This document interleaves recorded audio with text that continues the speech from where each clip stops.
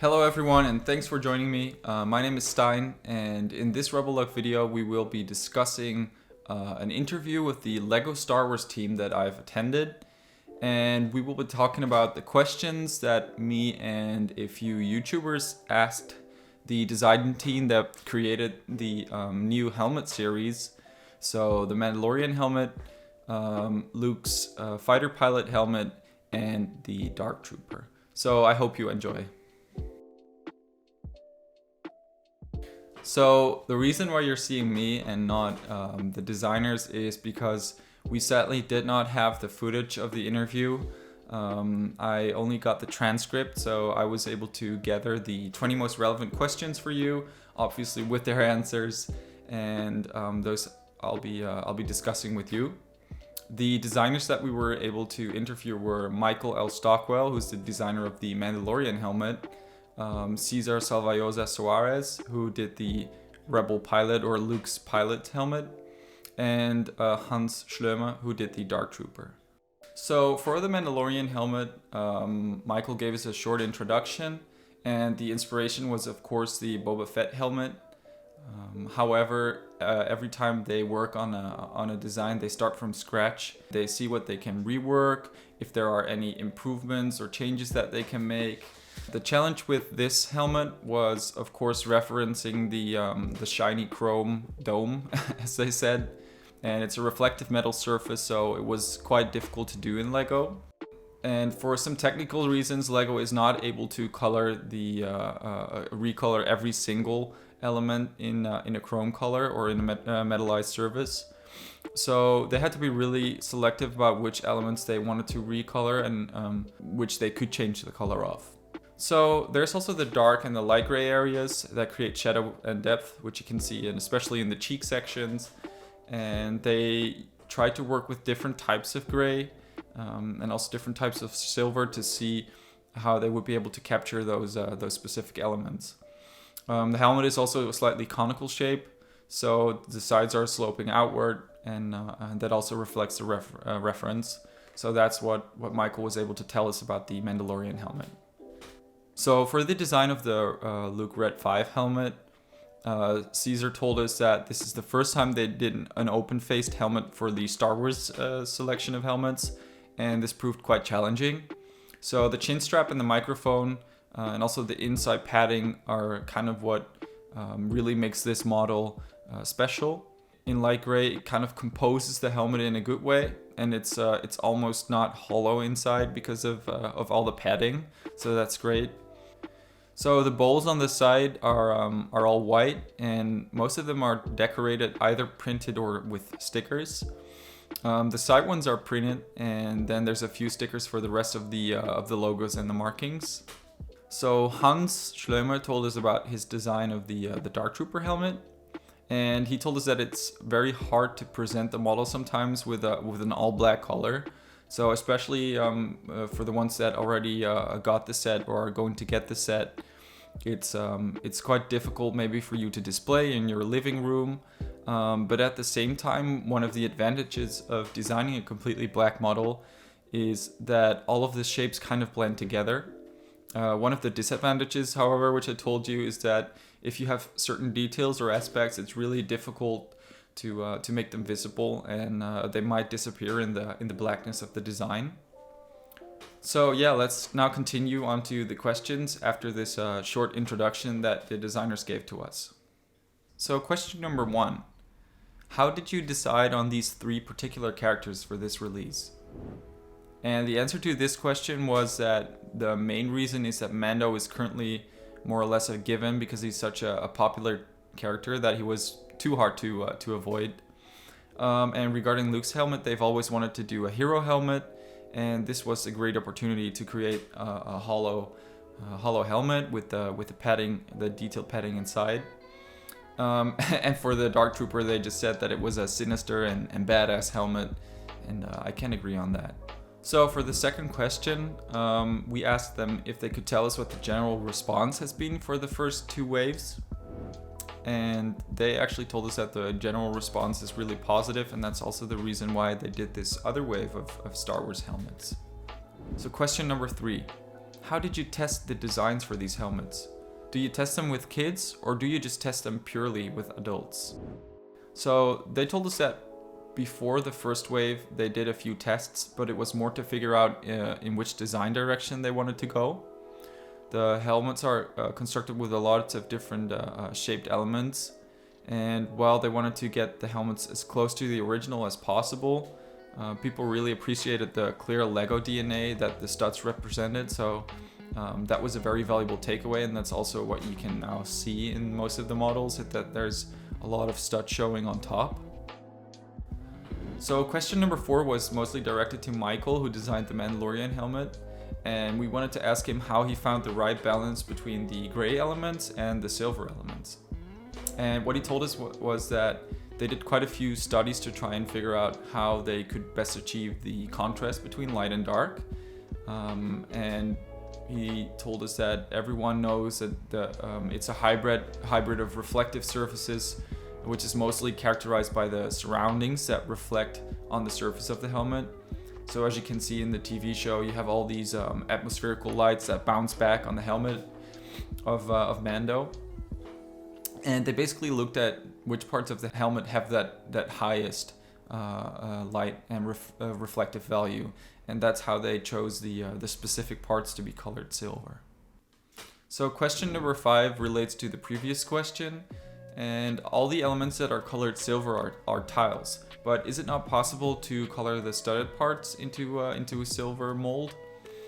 And what they answered was that when they design something, there's always the intention for people to recreate it into something new.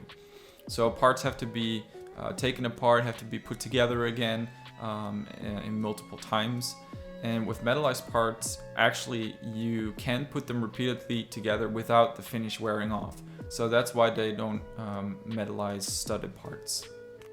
So question number 6. For the Mandalorian helmet, how did you decide to create artificial shadows versus relying upon actual shadows?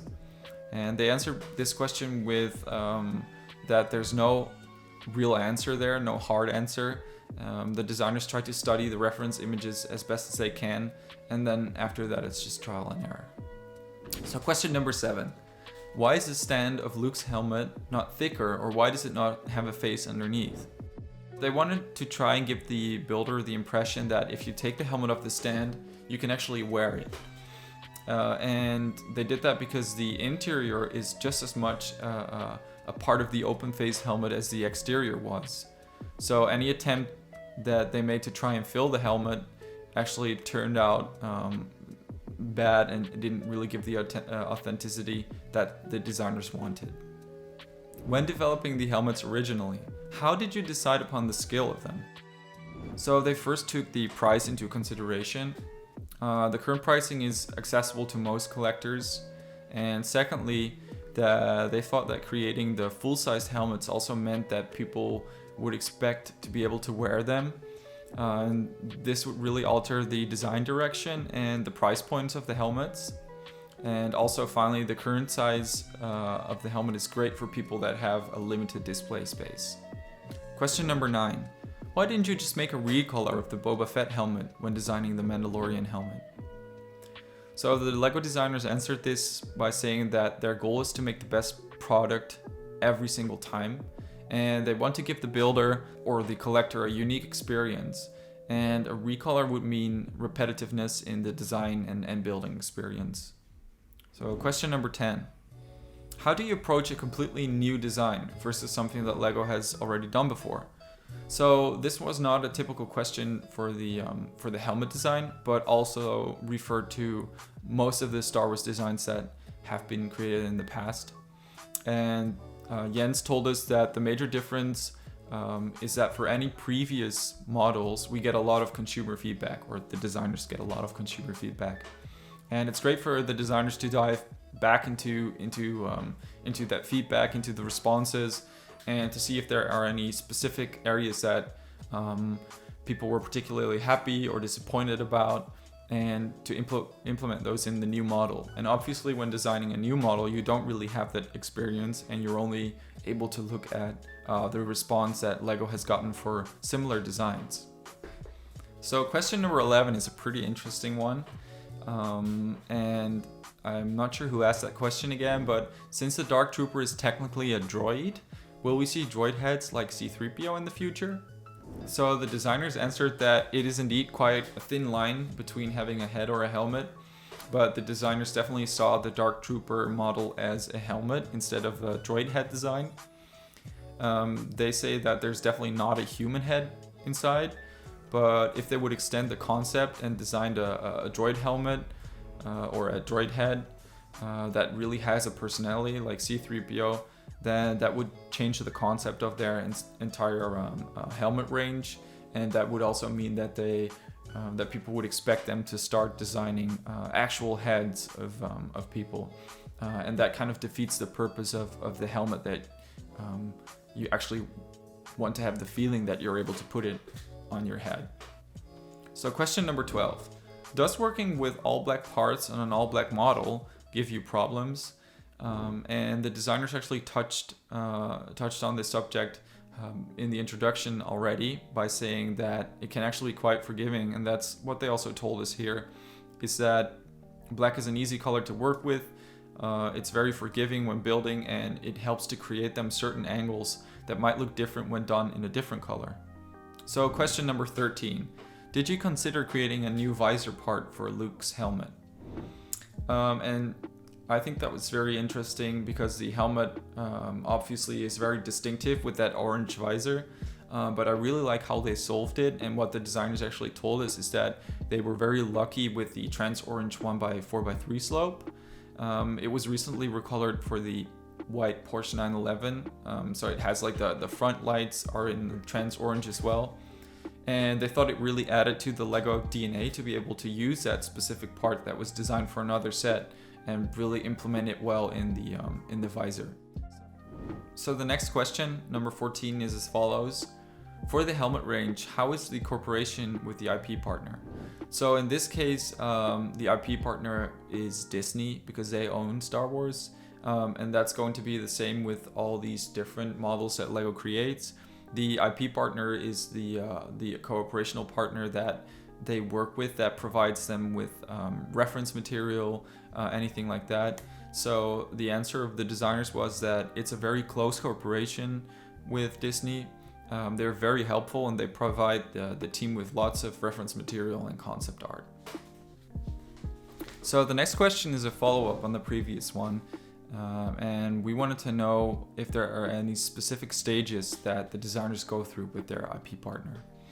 What they told us is that the designer and the IP partner first agree on the models that they're going to design.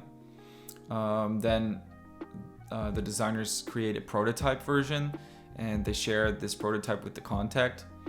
Then the contact will give them feedback and share the references with the design team so they can improve on the designs. They will mostly look at all the requirements that are in the design or that the contact will give them, and obviously look at how to implement the building experience and the building quality. So after this, it will be sent back for approval, and if the contact, if there are small issues that the contact has, or anything has to be changed, then there will be some back and forth communication between the designer and the contact, but that's it. So question 16, do you get access to the actual film props, or do you just have to work with concept art and film stills? So the designers told us that they don't actually work with the actual props from the movies, but they get very accurate studio images from all different angles, so they can get all the proportions and details correct. And they also told us that Disney is very structured in their way of working, and that it used to be a very different way of working back in the day when Lucasfilm still owned Star Wars, and they were a lot less organized, and sometimes they also missed different angles of different helmets, and that was obviously hard to use in their design. So they sometimes even had to make up their own shapes and sizes in the models. So question number 17, and you might have thought about this one yourself as well, is if the designers actually attempted to put light bricks in the Dark Trooper. So the designers actually told us that they've been tempted to do it, but they told us also that it's simply impossible to include it while keeping the shapes the way they are, and also to stay at that specific price point that they got. So question number 18, are you thinking of creating more helmets from the prequels? And they gave us a very simple answer. They said that there's no helmet that they aren't thinking about. So I guess we can expect that the range will last for quite a long time, since there are so many unique and awesome helmets in the Star Wars universe that could still be recreated. Question number 19. So there's a lot of inhibitive design in the helmet that isn't very straightforward. The building techniques are really awesome. Can you tell us a bit more about this? So the designers told us that since it's an 18+ model, they are not limited in the possibilities of design. They basically can make it as complicated as they want. So they definitely try to create a different experience for the builders and use techniques that are one of a kind for these models. So the final question, number 20, for Luke's helmet or any set in general, how do you decide which pieces will be printed and which pieces will need stickers? So they answered this question by saying that for builders it's generally annoying to put a lot of stickers in one build, especially if the stickers have to be aligned. Also, there's been a huge demand, I think, by most LEGO fans to include more printed parts in sets. And also they told us that stickers don't work on round curved pieces. So for instance, a dome piece is very hard to put a sticker on because obviously you wouldn't be able to get it straight. And those pieces always have to be printed by LEGO to keep that quality up. So thank you so much for watching this video, and I hope you really enjoyed it. It was a bit of a difficult video to make, especially because I couldn't use the real footage of the interview, so it had to be done in this way. I hope you still enjoyed.